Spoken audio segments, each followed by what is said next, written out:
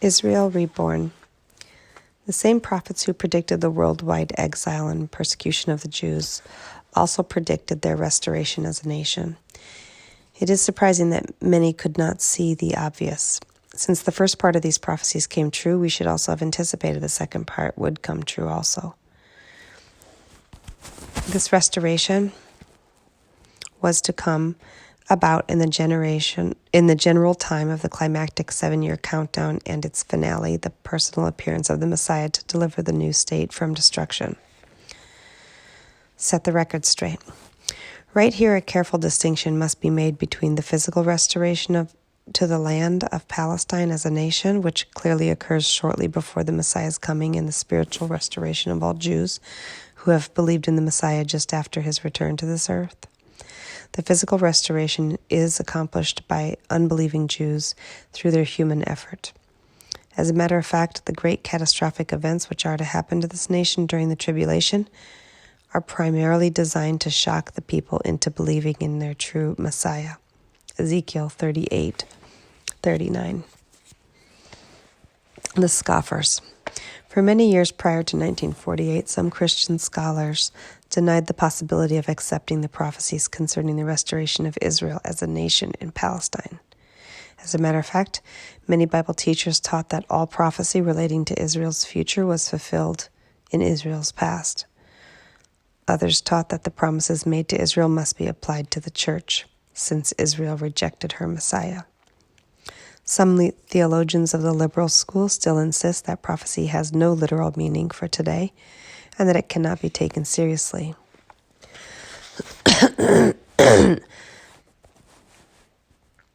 It is difficult to understand this view if one carefully weighs the case of Israel's rebirth as a nation. Truth from dusty books. There has been, down through history, a group of men who diligently studied the prophetic content of the Bible and took it both seriously and literally. This writer searched through many commentaries on the subject dating back to 1611 and found that many scholars clearly understood that the Jews would return to Palestine and reestablish their nation before the Messiah could come.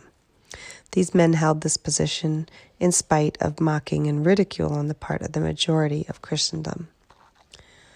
The certainty of Israel's physical rebirth as a nation and restoration to Palestine was seen by Dr. John Cumming in 1864.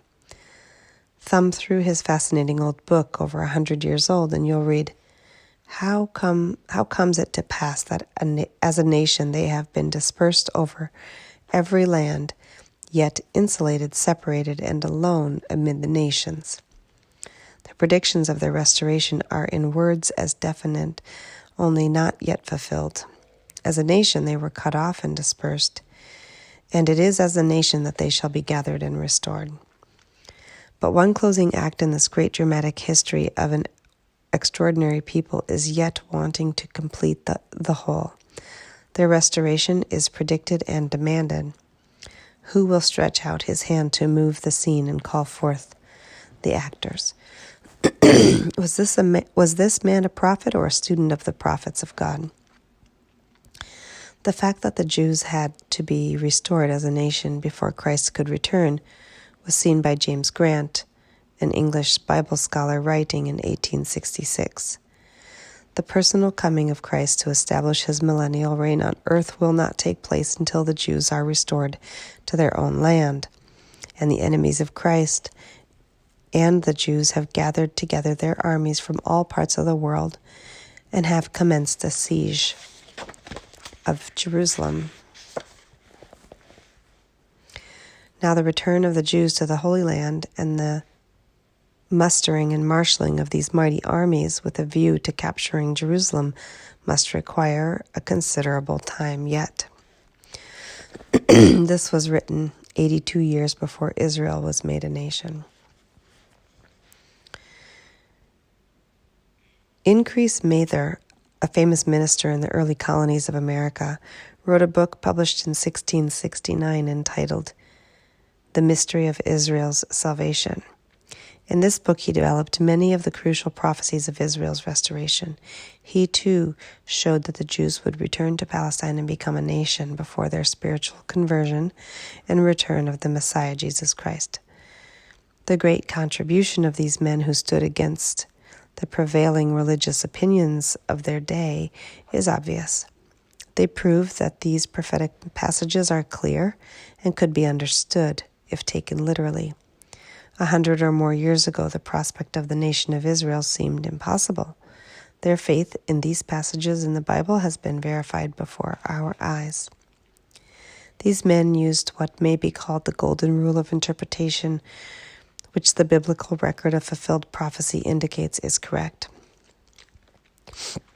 When the plain sense of Scripture makes common sense, seek no other sense. Therefore, take every word at its primary, ordinary, usual literal meaning, unless the facts of the immediate context, studied in the light of related passages and axiomatic and fundamental truths, indicate clearly otherwise. This is how the method which this writer has diligently sought to follow. This is the method which this writer has diligently sought to follow. 3 important events. To be specific about Israel's great significance as a sign of the time, there are 3 things that were to happen. First, the Jewish nation would be reborn in the land of Palestine. Secondly, the Jews would repossess Old Jerusalem and the sacred sites. Thirdly, they would rebuild their ancient temple of worship upon its historic site. The nation born in a day. Some 2,600 years ago, Ezekiel showed that the Jewish nation would be reborn after a long worldwide dispersion, but before the coming of the Messiah to judge a great enemy who would rise up against the new nation. Here is Ezekiel speaking prophetically to this great enemy of the revived state. After many days you shall be visited and mustered for service. In the latter years you shall go against the land that is restored from the ravages of the sword, where people are gathered out of many nations upon the mountainside of Israel, which has been a continual waste, but its people are brought forth out of the nations. Ezekiel 38:8. The time of this prophecy's fulfillment. There are several clues in Ezekiel's words which make it possible to pinpoint the time of this restoration. Clue 1. The latter years is the first. Dr. Katch, a Jewish medical doctor and noted biblical scholar, sums it up this way. The phrase latter days always refers in the Old Testament to the time of Israel's final and complete national restoration and spiritual redemption. Clue 2. This restoration is clearly after a long-term desolation of the land of Israel. Note the following statements in the context. The land that is restored from the ravages of the sword, and the mountains of Israel, which have been a continual waste. Clue 3. It is also a time when the Jewish people are being returned from exile out of many nations. Ezekiel 37 is part of this context and details the miracle of the physical restoration of the Jews to their own land.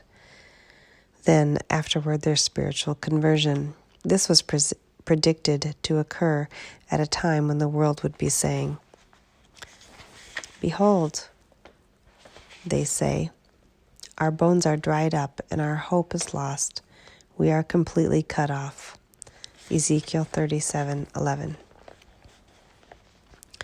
Clue 4. The crux of the case is that this physical restoration to the land is directly associated with triggering the hostility which brings about a great judgment upon all nations and the Messiah's return to set up God's kingdom.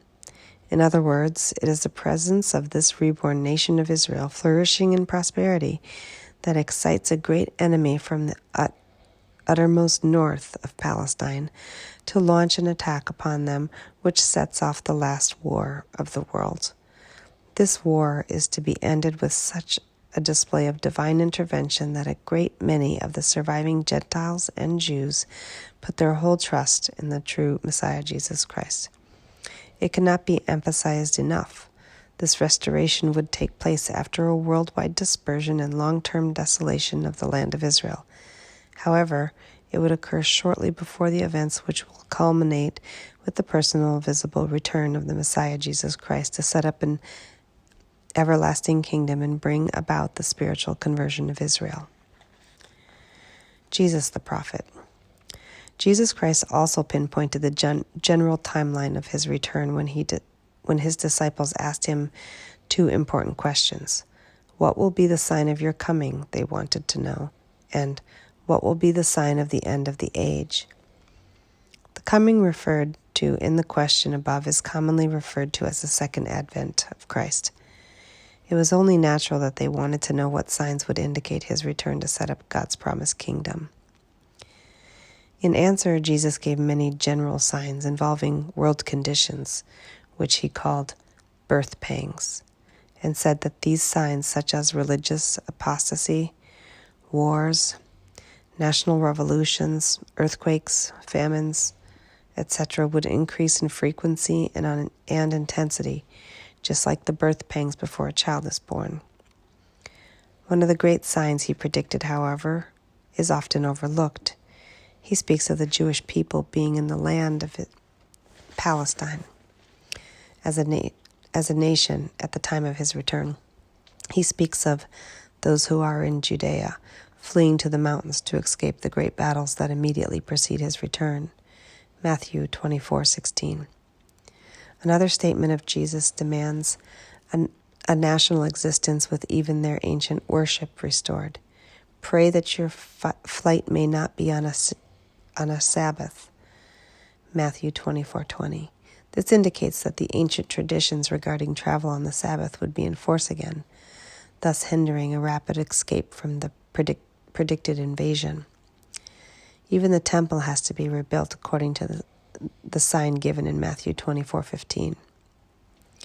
Jesus' predictions regarding the nation restored to that land are extremely significant when we recall that he predicted a worldwide dispersion and complete destruction of the nation, which would begin with the generation which crucified him. Luke 21, Matthew 23. Yet when Jesus looks into the future and describes the conditions which would prevail at his coming, he puts Jews back in the land as a nation. It is in this context that Jesus predicts an extremely important time clue. He says, "Now learn the parable from the fig tree. When its branch has already become tender and puts forth its leaves, you know that summer is near. Even so, you too, when you see all these things, recognize that he is near, right at the door." Matthew 24:32. Perfect parable. When the signs just given begin to multiply and increase in scope, it's similar to the certainty of leaves coming onto the fig tree. But the most important sign in Matthew has to be the restoration of the Jews to the land in the rebirth of Israel. Even the figure of speech fig tree has been a historic symbol of the national Israel. When the Jewish people, after nearly 2,000 years of exile under relentless persecution, became a nation on 14th of May 1948, the fig tree put forth its first leaves.